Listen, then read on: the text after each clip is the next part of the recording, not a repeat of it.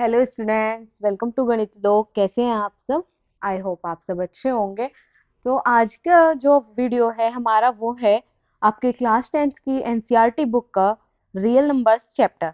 तो इस वीडियो में हम रियल नंबर्स का इंट्रोडक्शन देखेंगे। तो चलते हैं आपके नेक्स्ट पेज पे। रियल नंबर्स की डेफिनेशन हम देख लेते हैं।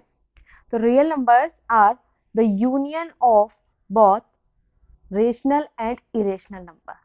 ठीक है। तो यूनियन का मतलब क्या होता है यहाँ पे कि रियल नंबर के अंदर इंक्लूड होते हैं रेशनल नंबर भी और इरेशनल नंबर भी। और रेशनल और इरेशनल का इंक्लूड होने का मतलब है इसके अंदर सारे ही नंबर्स आ जाते हैं। ठीक है। तो रेशनल नंबर और इरेशनल नंबर्स को समझने से पहले हम थोड़ा सा स्टार्टिंग से बेस से लेके चलेंगे चीजें। हम नीचे से ऊपर की तरफ चलते हैं इस चार्ट में। तो सबसे पहले हमने नेचुरल नंबर्स, हमारे नेचुरल नंबर कौन से नंबर होते हैं जो अभी तक हम लोग पढ़ते हैं। हम बिल्कुल बेस में स्टार्टिंग में हम स्कूल जाते हैं तो हमको सबसे पहले क्या सिखाया जाता है? 1 2 3 4। और यही नंबर हमको सिखाए जाते हैं। तो इस टाइप के नंबर्स को हम बोलते हैं नेचुरल नंबर। इसके बाद क्या हुआ? इसी चार्ट में इसी नंबर की जो सारणी है इसमें जीरो को ऐड कर दिया गया। ठीक है। तो जीरो को ऐड करने के बाद ये बन गए होल नंबर्स। होल नंबर्स में अगर मैं ऐड कर दूं नेगेटिव नंबर्स को तो ये बन जाते हैं इंटीजर्स।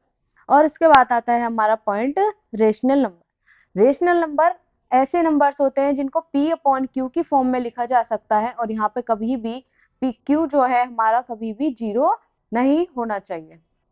ओके। उसके बाद आते हैं इसमें कुछ डेसिमल नंबर्स। डेसिमल नंबर कैसे? जो टर्मिनेटिंग डेसिमल नंबर्स। टर्मिनेटिंग का क्या अर्थ है यहाँ पे? टर्मिनेटिंग डेसिमल कैसे होते हैं? जहां पे इनका कोई भी एक एंड पॉइंट नहीं होता है। इस टाइप के जो नंबर होते हैं डेसिमल नंबर्स, उनका एंड पॉइंट नहीं होता। या तो इनका जो पॉइंट के बाद वाले जो नंबर्स है ये या तो चलते ही रहते हैं एंडलेस, और या फिर ये रिपीट होते रहते हैं, अगेन एंड अगेन कोई नंबर आता रहेगा। ठीक है। तो ऐसे नंबर्स को हम बोलते हैं टर्मिनेटिंग डेसिमल्स। उसके बाद आता है हमारा point irrational numbers. Irrational numbers हमारे कैसे नंबर्स होते हैं? ऐसे नंबर जो p अपॉन क्यू की फॉर्म में नहीं लिखे जा सकते हैं। p अपॉन क्यू की फॉर्म में नहीं लिखे जाएंगे। ठीक है। तो रेशनल नंबर कैसे थे हमारे? जो p अपॉन क्यू की फॉर्म में लिखे जा सकते थे, और इरेशनल जो नहीं लिखे जा सकते। उसके बाद इसी में भी डेसिमल नंबर इंक्लूड होते हैं। कैसे वाले डेसिमल नंबर? इन नंबर्स का जो एंड पॉइंट है वो होता है, ये ना तो रिपीट होंगे और ना ही ये, मतलब ऐसा भी नहीं है कि ये एंड ही नहीं होंगे, ये किसी एक फिक्स पॉइंट पे जाके एंड हो जाएंगे। ठीक है। और रूट वाली जो संख्याएं आती हैं वो भी आपकी इरेशनल नंबर के अंदर ही आएंगी, और पाई भी आपका इरेशनल नंबर के अंदर ही इंक्लूड होता है। ठीक है। तो चलते हैं नेक्स्ट पेज पे। नेक्स्ट टॉपिक है वो क्या है? Prime factorisation. प्राइम फैक्टराइजेशन से रिलेटेड आप क्वेश्चंस भी इसके अंदर चैप्टर के अंदर देखोगे।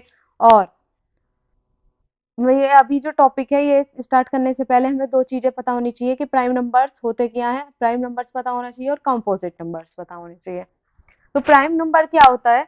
प्राइम नंबर को अगर मैं मैथमेटिकल जो लैंग्वेज है उसके उसमें मैं अगर बोलूं तो ऐसे नंबर्स जो जिसके सिर्फ और सिर्फ दो फैक्टर्स होते हैं, एक तो वो खुद और दूसरा उसका फैक्टर होता है 1। ठीक है।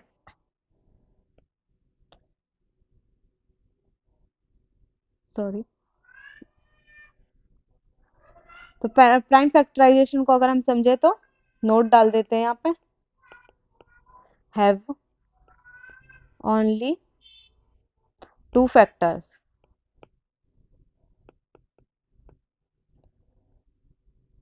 कौन कौन से फैक्टर होंगे? 1 एंड इटसेल्फ। ठीक है। इसके अगर मैं एग्जांपल देखूं, एग्जांपल इसके होते हैं 2 3 5 7। आप देख सकते हो इसमें कोई भी ऐसा नंबर नहीं है जो अपने से अलग किसी नंबर से डिवाइड होता हो। ठीक है।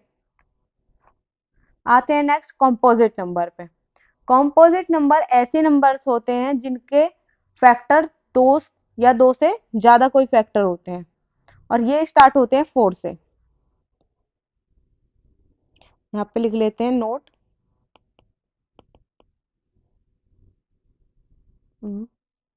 2 टू और मोर देन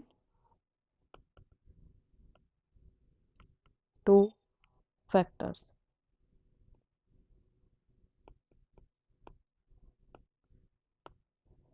ओके, और तो इसके अगर मैं एग्जांपल की बात करूँ तो इसके एग्जांपल्स होते हैं 4, 6, 8 and so on.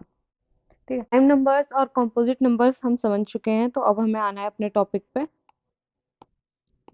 Prime factorisation. Prime factorisation के लिए हम एक एग्जांपल ले लेते हैं कि किस तरीके से हम प्राइम फैक्टर्स करते हैं किसी नंबर के। तो एग्जांपल मैंने ले लिया यहाँ पे 24। 24 के अगर मुझे प्राइम फैक्टर्स निकालने हैं तो उसके लिए मुझे पहले इसके फैक्टर्स करने होंगे।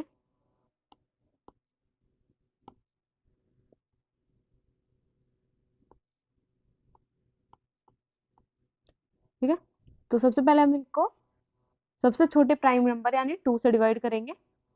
तो 2 वन जा 2, 2 टू जा 4। अगेन हम इसको 2 से कर सकते हैं, 2 6 जा 12।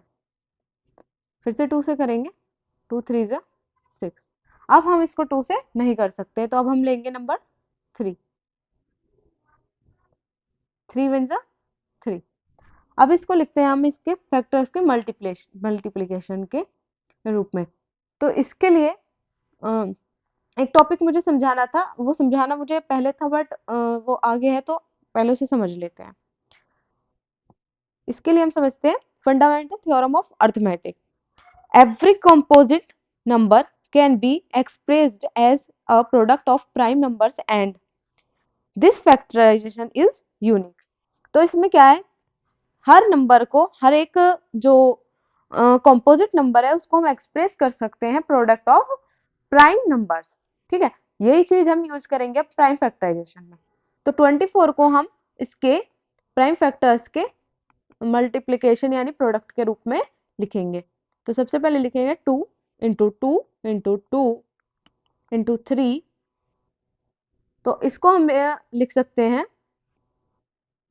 2 की पावर 3 क्रॉस 3 हम इसको लिख सकते हैं। ठीक है, ये इसका फाइनल आंसर है। आते हैं अब इसी से रिलेटेड हमारे पास एक एग्जांपल हमने ले रखा है। जो नेक्स्ट टॉपिक है हमारा वो है LCM and HCF by prime factorisation. तो प्राइम फैक्टराइजेशन की हेल्प से हम कैसे एलसीएम एंड एचसीएफ फाइंड कर सकते हैं, उसके लिए उसको समझने के लिए हमने ले लिया है एक एग्जांपल। तो सबसे पहले हमें क्या करना पड़ेगा, इसमें प्राइम फैक्टराइजेशन कर लेते हैं 6 और 20 का solution.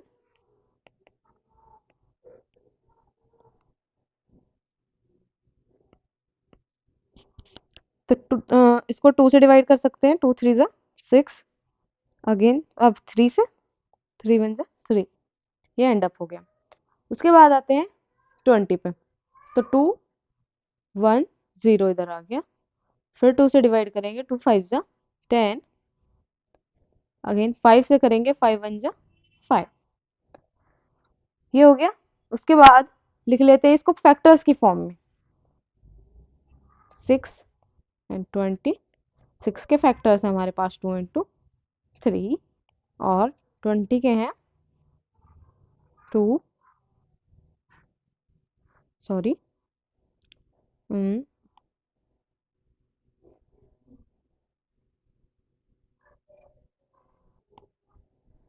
20 is equal to 2 into 2 into 5। अगर अब हमें चाहिए एचसीएफ, एचसीएफ की फुल फॉर्म हमारी क्या होती है, हाईएस्ट कॉमन फैक्टर। तो इसमें हम देखेंगे जैसा कि इसका नाम है हाईएस्ट कॉमन फैक्टर, जो भी कॉमन फैक्टर्स है सिर्फ वो ही हम इसमें लिखेंगे। तो इसमें कौन कौन कॉमन है, 2 कॉमन है, इसके अलावा कुछ कॉमन है नहीं। तो इसका एचसीएफ क्या है, 2। उसके बाद हम समझ लेते हैं एलसीएम को। एलसीएम के लिए भी हमारे पास ये फैक्टर्स हैं। तो एलसीएम का मतलब क्या होता है, लीस्ट कॉमन फैक्टर। ठीक है, लीस्ट कॉमन फैक्टर्स। और इसमें हम क्या लिखते हैं, जो कॉमन फैक्टर्स हैं वो तो हम लिखेंगे ही लिखेंगे, और जो कॉमन नहीं है वो भी हम लिखेंगे। ठीक है, तो इसमें क्या है, इसको मैं क्या लिख सकती हूँ, 2 की पावर 2 × 5 भी लिख सकते हैं। तो इसमें क्या करेंगे, जब भी कोई नंबर लेंगे हम, तो जैसे कि हाईएस्ट पावर दोनों में से जिसकी कोई नंबर जो है उस उसकी हाईएस्ट पावर हम ले लेंगे। ठीक है, तो यहाँ पे हाईएस्ट पावर क्या है, यहाँ पे 2 की 1, यहाँ पे 1, इधर 2, और यहाँ पे 5 की पावर 1। तो हाईएस्ट पावर अगर मैं ले लूँ 2 की, तो 2 की पावर 2 आ गया। 3 की हाईएस्ट पावर यहाँ पे 1 है, तो हमने ले लिया 3, और 5 की भी 1 ही है, तो ले लिया 5। तो अब इनकी मल्टीप्लाई करके देख लेते हैं, 4 इंटू 3 × 5 = 15, और 15 4 = 60। ठीक है, तो ये हमारा एलसीएम आ जाता है इस नंबर का। जो नेक्स्ट टॉपिक है हमारा वो है relation between LCM and HCF. तो इसको समझने के लिए सबसे पहले क्या है, हमारा फॉर्मूला क्या है, HCF of A and B and into LCM of A and B is equal to A cross B. तो यहाँ पे जो ए और बी क्या है, कोई दो नंबर्स हैं जिनका हम एलसीएम फाइंड करेंगे, एचसीएफ फाइंड करेंगे। तो अगर हम इन दोनों का प्रोडक्ट निकालें तो वो बिल्कुल इक्वल आएगा इन दोनों नंबर्स के प्रोडक्ट के। इस चीज को समझने के लिए हम समझ लेते हैं एक एग्जांपल। तो एग्जांपल हमें दिया हुआ है, इफ एलसीएम ऑफ 6 एंड 20, यहाँ पे 6 और 20 क्या है, ए और बी है, और 60 है, find the HCF of 6 and 20। हमें एचसीएफ फाइंड करना है, एलसीएम हमें दिया हुआ है। तो फॉर्मूला हमारा यहाँ पे लिखा हुआ है पहले से। इस चीज को हाँ ये हटा लेते हैं। ठीक है, आते हैं क्वेश्चन पे। तो हमें क्या है, यहाँ पे गिवन है,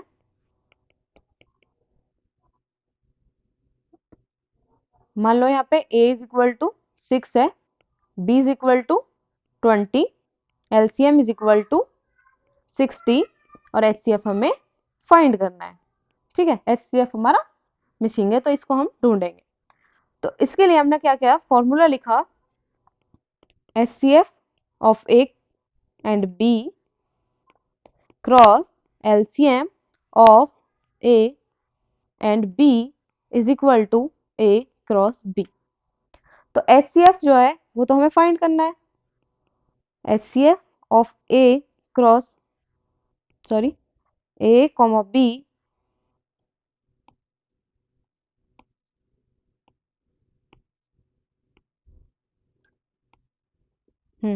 HCF of A comma B is equal to A cross B upon LCM of A comma B. अब यहाँ पे हमने क्या देखा कि हमने इसी फॉर्मूले से एक नया फॉर्मूला जनरेट कर लिया। इसी तरीके से हम अगर हमें एलसीएम फाइंड करना है तो हम इसी तरीके से एलसीएम के लिए भी एक फॉर्मूला बना सकते हैं। ये चीज नोट कर लीजिए, आगे काम आएगी। A cross B upon H C F of A comma B. ठीक है, तो यहाँ पे हमने एक ही फॉर्मूले से 3 फॉर्मूले देख लिए। ये हो गए, पहला फॉर्मूला हमारा यहाँ पे है, दूसरा ये है, और तीसरा ये रहा। ठीक है, तो अब हम आते हैं अपने क्वेश्चन पे।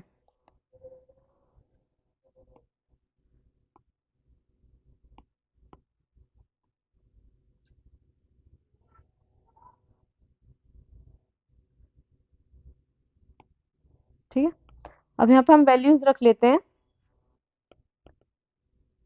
एच सी एफ, ए की जगह हमारा आएगा 6, बी की जगह 20, 6 क्रॉस 20 अपॉन एलसीएम हमारा 60 है।